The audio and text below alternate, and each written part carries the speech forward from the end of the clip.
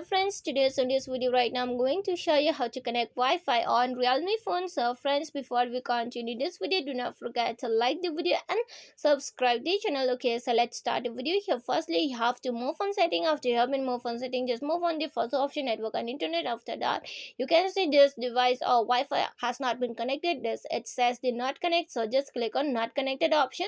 After you have been click on it, if you want to connect, just from here you just select the options which where you want to connect, and after that there you can see the lock option and it says save but it doesn't connect. So what you need to do is that you just click on the scanner.